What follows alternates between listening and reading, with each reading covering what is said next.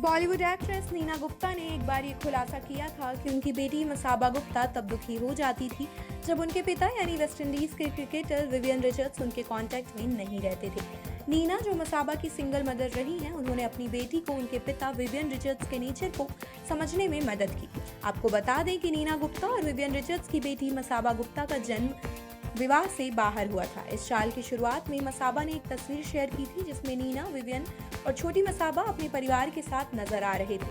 हालांकि 2015 के एक इंटरव्यू में नीना ने एक प्रमुख अखबार को बताया था कि जब मसाबा बड़ी हो रही थी तो उस समय कुछ समय के लिए विवियन उनके कांटेक्ट में नहीं थे।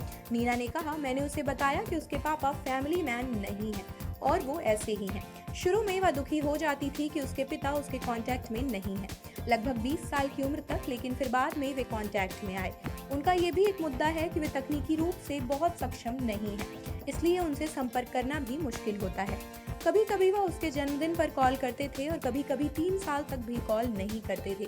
कभी वो यहाँ आकर मिल लेते थे और कभी नहीं। उस समय तक मैं उन्हें जान चुकी थी और समझ चुकी थी कि वो कैसे इंसान है। अगर मैं उनसे कहती कि मुझे कुछ चाहिए तो वह उसे ढूंढने में पागल हो जाते थे, लेकिन अपनी तरफ से कभी कुछ नहीं लाते थे। वह ऐसे इंसान हैं जो अपनी भावनाएं जाहिर नहीं कर पाते। नीना ने यह भी बताया कि मैं जयपुर में एक मैच देख रही थी जिसमें वह खेल रहे थे। वो मैच सिर्फ 1 रन से हार गए थे और बतौर कप्तान मैंने उन्हें लगभग रोते हुए देखा और मुझे यही बात उनकी अच्छी लगी। वो बहुत अच्छे इंसान हैं, जमीन से जुड़े हुए हैं, डिसिप्लिन्ड हैं, लेकिन आप उनसे बहुत ज्यादा एक्सपेक्ट नहीं कर सकते। कभी कभी मुझे लगता है कि भगवान ने मुझे अपने पिता के रूप में उन्हें दे दिया है। अपनी किताब सच कहूँ तो में नीना गुप्ता ने ये खुलासा किया कि एक समय ऐसा भी आया था जब वह और विवियन रिचर्ड्स 5 साल तक एक दूसरे से बात नहीं करते थे। उन्होंने बताया कि वह और मसाबा विवियन से मिलने की एक यात्रा की प्लानिंग कर रहे थे, लेकिन उन्हें आखिरी समय में ये योजना रद्द करनी पड़ी क्योंकि उस समय मसाबा के स्कूल जामनाबाई नर्सी स्कूल के मुख्य ट्रस्टी के साथ इंटरव्यू तय हुआ था जो उनके एडमिशन से जुड़ा था।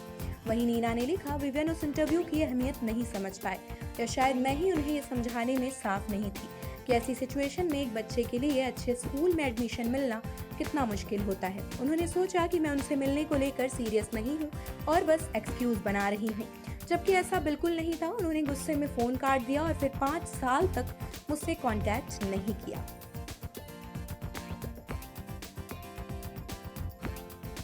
आप देख रहे हैं सौगंध टीवी, सौगंध वतन की।